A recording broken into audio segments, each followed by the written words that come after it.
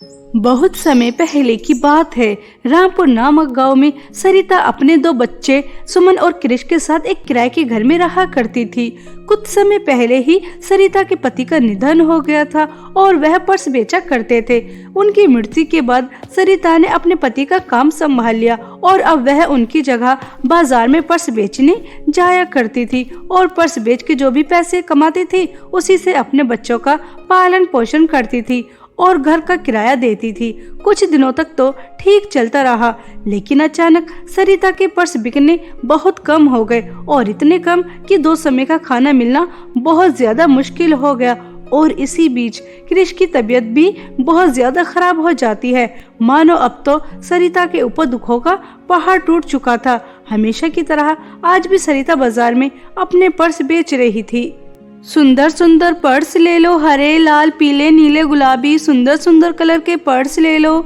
देखो कितने ज्यादा सुंदर है, एक बार आओ मेरे पास देखो तो कितने सुंदर है। अपनी बेटी के लिए लेकर जाओ, आपकी बेटी खुश हो जाएगी। पर्स ले लो, पर्स सुंदर सुंदर पर्स ले लो। इस तरह से जोर जोर से आवाज लगाकर सरिता अपने सुंदर सुंदर पर्स बेच रही थी, लेकिन बेचारी की आवाज कोई नहीं सुन रहा था। और इसी तरह शाम हो जाती है। जब सरिता का एक भी पर्स नहीं बिकता तो वह बहुत ज्यादा परेशान हो जाती है और वह सोचती है, अरे नहीं, ऐसा कैसे हो सकता है। आज तो एक भी पर्स नहीं बिका, घर में राशन भी नहीं है और कृष की दवाई भी आनी है।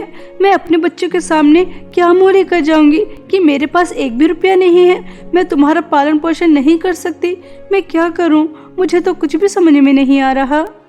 इस तरह से सरिता सोचकर बहुत रोती है और वह उदास होकर घर जाने लगती है। तभी वह देखती है कि एक बहुत बड़े घर में एक औरत अपना बचा कुचा खाना गाय को डाल रही थी। तभी वह भागकर उस औरत के पास जाती है और उससे कहती है, देखिए आप यह बचा कुचा खाना अपनी गाय को डाल रही हैं।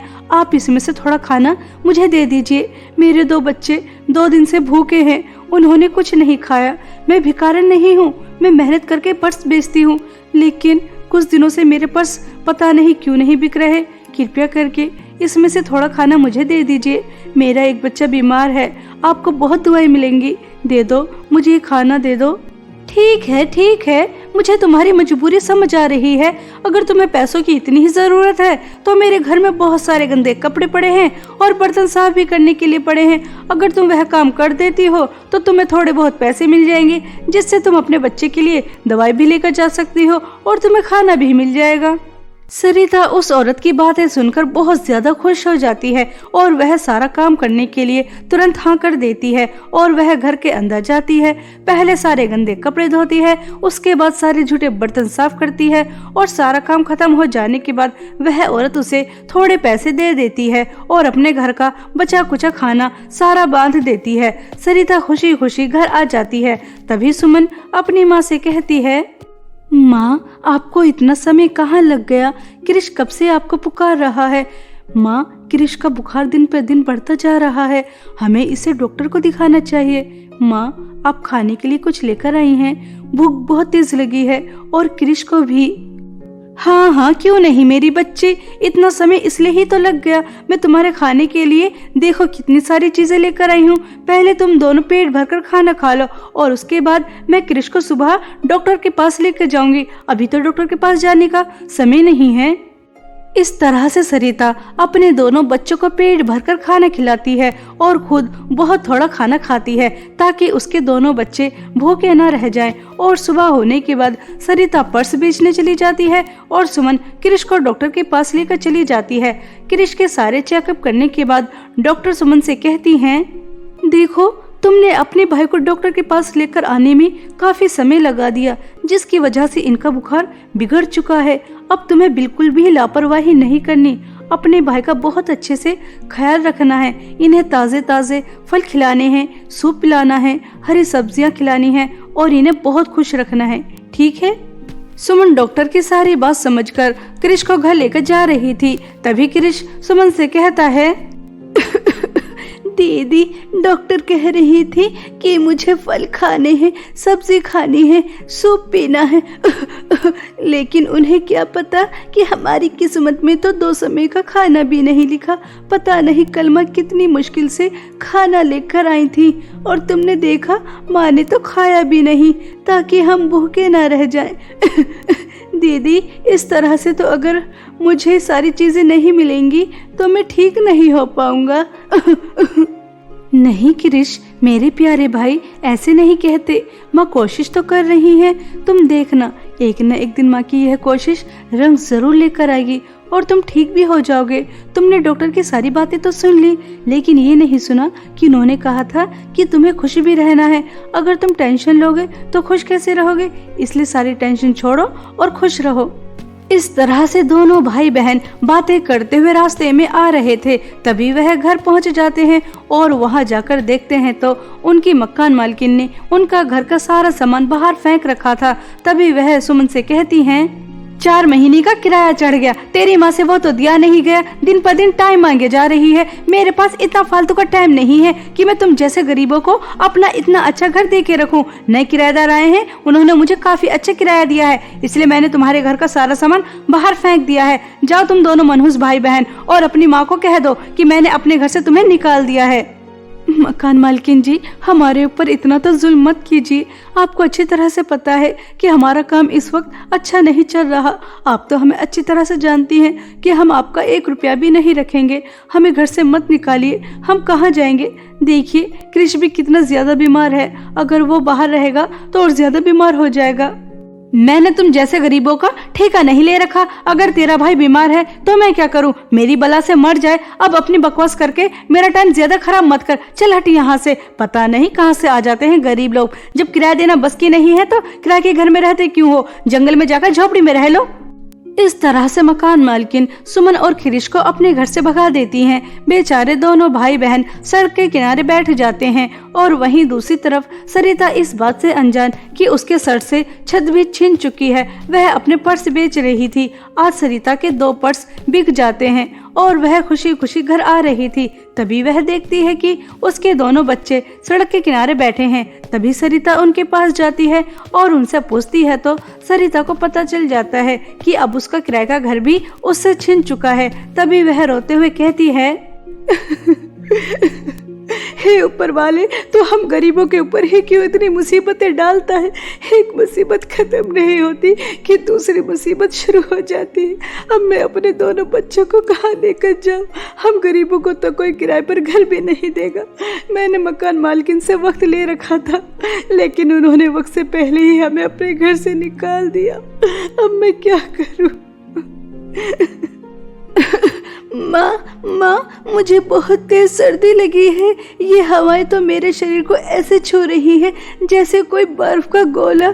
मुझे कहीं और लेकर चलो, मैं यहाँ सड़क के किनारे और नहीं रह सकता। मुझे बहुत तेज सर्दी लगी है। क्रिश अपनी माँ से ऐसा कह रहा था। तभी सरिता के पास एक बूढ़ी औरत आती है और वह कहती है, बेटा, क्या तुम मेरी मदद कर सकती हो? मैं कोई बुढ़िया नहीं हूँ, मैं एक परी हूँ। मुझे एक दुष्ट जादूगरनी ने बुढ़िया बना दिया। अगर मैं कल तक अपने असली रूप में नहीं आई तो मैं हमेशा हमेशा के लिए बुढ़िया रह जाऊंगी और वह जादूगरनी मेरी सारी शक्तियाँ प्राप्त करके इस दुनिया पर राज करेगी। मगर अम्मा जी, हम आपकी मदद कैसे कर सकते हैं? हमारे पास आपकी मदद करने के लिए कुछ भी नहीं है। हम तो पहले ही मुसीबत में घिरे हुए हैं।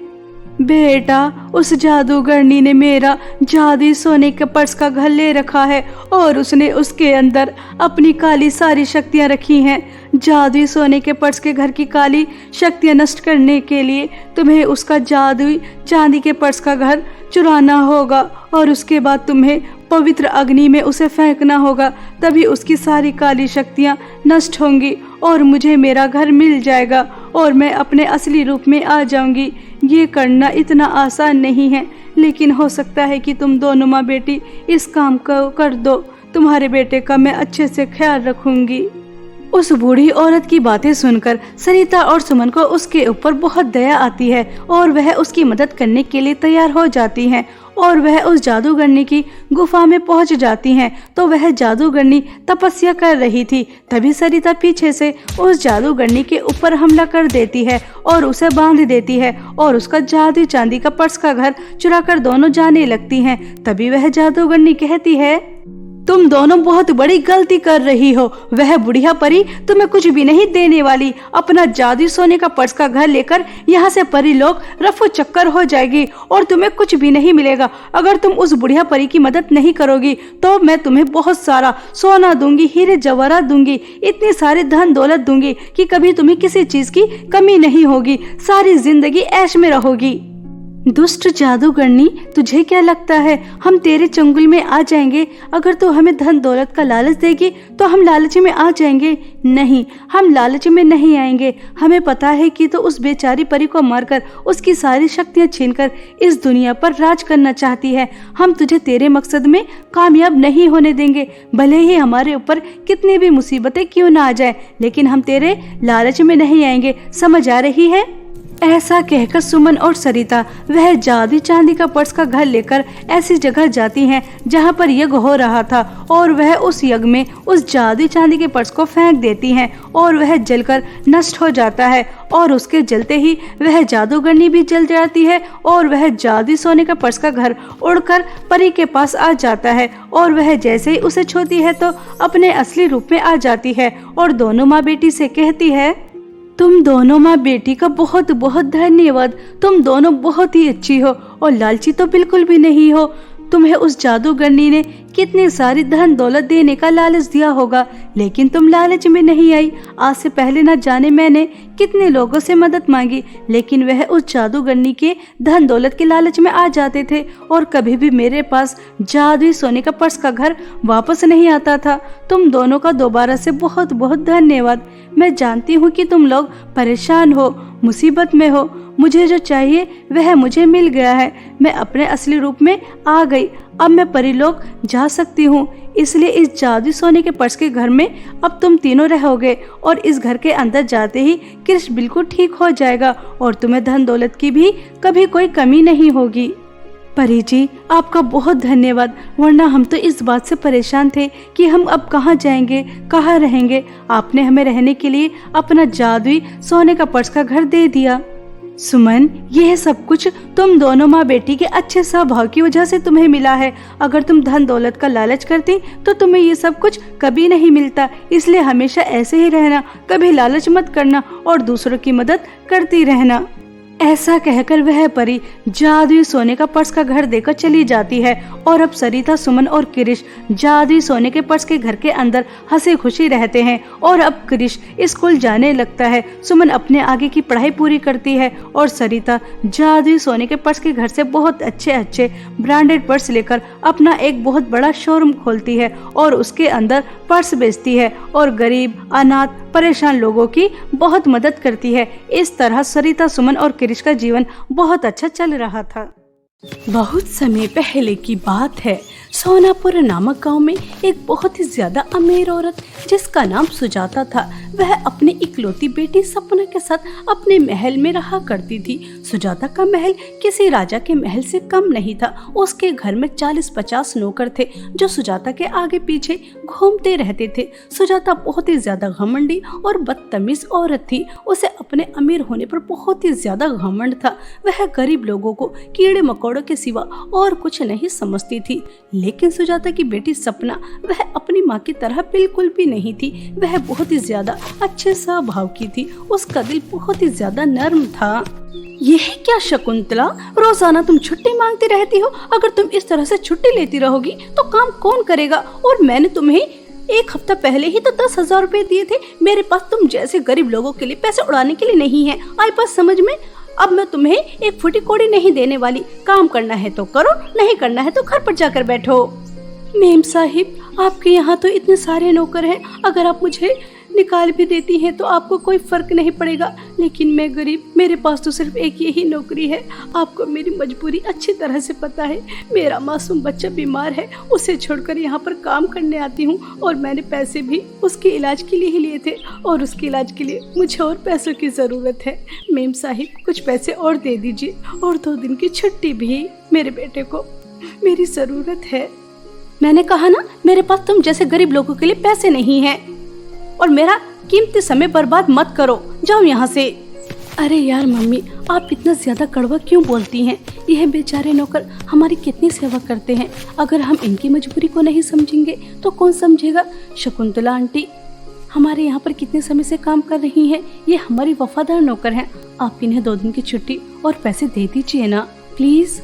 सपना के कहने पर सुजाता शकुंतला को छुट्टी और पैसे दे देती है। ऐसे ही समय बीत रहा था। सुजाता जिस दर्जी से अपने कपड़े सिलवाती थी, एक दिन वह सुजाता का ब्लाउज बिगाड़ देती है। तभी सुजाता अपनी बेटी के साथ उस दर्जी के पास जाती है और उसे बहुत ही ज्यादा बातें सुनाती है। निर्मला, तुम्हारी वजह से मेरी किटी पार्टी में कितनी ज्यादा इंसल्ट हुई है, तुम जानती भी हो। तुम्हारी वजह से सब लोग मेरे ऊपर हंस रहे थे। मैंने तुमसे डीप नेक बनवाने के लिए कहा था और तुमने बोट नेक बना दिया। तुम्हारी सिलाई का मैं तुम्हें 1 फुटी कोड़ी नहीं देने वाली। तुम्हारी वजह से मेरी बहुत इंसल्ट हुई है और अब तुम्हारे पास मेरा और कोई ड्रेस भी तैयार होने नहीं आएगा। बस यही कहने आई थी। चलो सपना।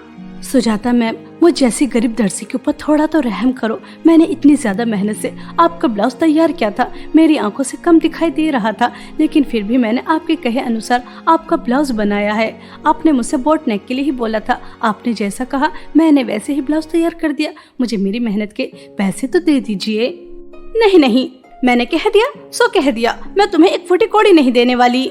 ऐसा कहकर सुजाता अपनी लंबी चमचमाती हुई गाड़ी में बैठकर चली जाती है और वह बेचारी निर्मला की मेहनत के उसे 1 फुटी कोड़ी भी नहीं देती। लेकिन तभी कुछ समय बाद सपना वहां पर आती है और वह निर्मला को पैसे देते हुए कहती है, निर्मला आंटी, आप माँ को जानती तो हैं कि वह अपने पैसों की चकाचौंध में अंधी रहती हैं, कभी किसी के दुख दर्द को नहीं समझती। लेकिन मैं आपकी मेहनत को अच्छी तरह से समझती हूँ। यह लीजिए पैसे। मैं नहीं चाहती मेरी माँ की वजह से किसी गरीब मजबूर का दिल दुखे। खुश रहो बेटा, खुश रहो। तुम इतने अच्छे स्वभाव की और तुम्हारी अमीर घमंडी माँ, जिसके सीने में दिल ही नहीं, गरीबों को इंसान ही नहीं समझती। चलो छोड़ो। अरे राहुल बेटा, तुम आ गए। जाओ, यह सूट सावित्री बुआ को देकर आओ। जाओ और सपना बिटिया को भी रास्ते में घर पर छोड़ देना। राहुल निर्मला दर्जी का इकलौता बेटा था और वह अपनी माँ के साथ उनके कामों में हाथ बटाता था। राहुल सपना के साथ जाने लगता है। तभी सपना राहुल से कहती है, राहुल, तुम्हें पता है मेरे लिए एक से बढ़कर एक अमीर घर के रिश्ते आ रहे हैं और माँ जल्द से जल्द मेरी शादी करवाना चाहती हैं। माँ कभी भी मुझे एक दर्जी के बेटे से शादी नहीं करने देंगी और तुम अच्छी तरह से जानते हो कि मैं तुम्हारे सिवा किसी और से शादी नहीं करूंगी। तुमने हमारे बारे में क्या सोचा है? सपना, मैं अच्छी तरह से जानता हूँ तुम्हारी अमीर माँ मुझ जैसे गरीब से तुम्हारी शादी कभी नहीं करेगी, लेकिन मैं क्या कर सकता हूँ? मेरे हाथ में कुछ भी नहीं है। अब तुम्हें ही फैसला लेना होगा। या तो तुम्हें अपनी माँ को छोड़ना होगा या फिर मुझे। राहुल, यह तुम क्या कह रहे हो? तुम्हें छोड़ना मेरे लिए ऐसा है जैसे मेरे शरीर से मेरे प्राण निकल गए हों। मैं तुम्हें नहीं छोड़ सकती। मैं माँ को मनाने की कोशिश करूंगी और तुम भी कोशिश करो माँ का दिल जीतने की, ठीक है? इस तरह से सपना और राहुल आपस में बातें करते जा रहे थे। सपना और राहुल एक दूसरे से प्यार करते थे, लेकिन सपना अपनी माँ से कहते हुए डरती थी, क्योंकि वह अच्छी तरह से जानती थी कि उसकी माँ कभी भी एक गरीब दर्जी के बेटे से उसकी शादी नहीं होने देगी। ऐसे ही समय बीत रहा था। सपना अपनी माँ से बात करने की बहुत कोशिश करती है, बहुत हिम्मत करती है, लेकिन वह कह नहीं पाती। ऐसे ही एक दिन सुजाता सपना से कहती है, सपना डार्लिंग, मैंने तुम्हारे लिए लंदन से बहुत ही ज्यादा ब्रांडेड ड्रेस मंगवाई है, उसे पहन लेना। और मैंने शहर की सबसे ज्यादा फेमस और अच्छे मेकअप आर्टिस्ट को भी बुलाया है, वह तुम्हारा मेकअप करेगी। और तुम पहले ही इतनी ज्यादा सुंदर हो, लेकिन यह ड्रेस और मेकअप आर्टिस्ट का मेकअप, यह सब करके तुम किसी परी से कम नहीं लगोगी। तुम मेरी दोस्त को तो जानती हो ना, मिसेस वर्मा, उसका इकलौता बेटा एना राय, वह तुम्हें देखने आ रहा है। मम्मी, मैंने आपसे कितनी बार कहा है कि मैं अभी शादी नहीं करना चाहती।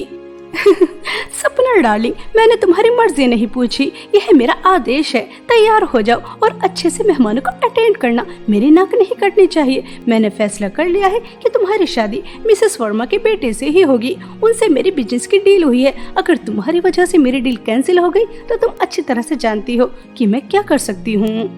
ओहो, अच्छा तो यह बात है, आप अपनी बेटी की शादी नहीं बल्कि उसका सौदा करना चाहती हैं। तभी तो एक बिजनेस डील के लिए आप मेरी शादी एक ऐसे इंसान से करवाना चाहती हैं जिससे मैं शादी करना चाहती नहीं और जिसे मैं जानती भी नहीं। आप अपनी बेटी के साथ ऐसा कैसे कर सकती हैं? देखो सपना, तुम मेरी बेटी हो और मैं तुम्हारा कभी भी बुरा नहीं चाहूंगी। मिसेस वर्मा का बेटा बहुत ही ज्यादा अच्छा है और अगर इस फैसले में मेरा भी फायदा हो जाता है तो इसमें गलत ही क्या है। और अमीर ऐसे ही नहीं बना जाता। मैंने यह सब जमा पूंजी और तुम्हें इतने ऐशो आराम, तुम इतनी बड़ी बड़ी गाड़ियों में घूमती हो, सिर्फ ऐसे नहीं, बहुत मेहनत से पाई पाई करके जोड़ी है। अब देखो, मेरा कीमती वक्त बर्बाद मत करो, समय पर तैयार हो जाना, ठीक है। सपना अपनी अमीर माँ की जिद अच्छी तरह से जानती थी कि अगर उन्होंने फैसला कर लिया है कि उसकी शादी मिसेस वर्मा के बेटे से होनी है तो उसी से होगी। सपना अपनी माँ की दी हुई ड्रेस पहन लेती है और शहर से आई मेकअप आर्टिस्ट से मेकअप भी करवा लेती है, लेकिन वह शाम को मेहमानों को अटेंड करने नहीं जाती। सुजाता, मिसेस वर्मा और उनका बेटा सपना के आने का इंतजार कर रहे थे। मिसेस शर्मा, आपकी बेटी कहाँ है? अभी तक वह हमसे मिलने नहीं आई। बहुत समय हो गया, अपनी बेटी को बुलाइए ताकि हम बात को आगे बढ़ा सकें। हाँ मिसेस वर्मा, बस तैयार ही हो रही होगी। आप तो जानती ही हैं, आजकल की लड़कियां तैयार होने में कितना ज्यादा समय लगाती हैं। एक लिपस्टिक का कलर चूज करने में भी घंटों लगा देती हैं। बस तैयार ही हो रही होगी, आती ही होगी। अरे यह देखो, सपना का नाम लिया और सपना हाजिर। लेकिन सपना बेटा, तुम बाहर से क्यों आ रही हो? और ये तुम्हारे साथ निर्मला का बेटा? सपना बेटा, यह क्या है? मम्मी, मैंने आपसे पहले ही कहा था कि मैं मिसेस वर्मा के बेटे से शादी नहीं करूंगी। मैं आपको सब कुछ बताने ही वाली थी, आपको समझाती, आपको बताती कि मैं राहुल से प्यार करती हूँ और उसी से शादी करना चाहती हूँ, लेकिन आपने मेरी बात सुनी ही नहीं चाहिए, इसलिए मुझे यह कदम उठाना पड़ा। मैं आपकी किसी डील का हिस्सा नहीं बनना चाहती थी, इसलिए मैंने राहुल से शादी कर ली।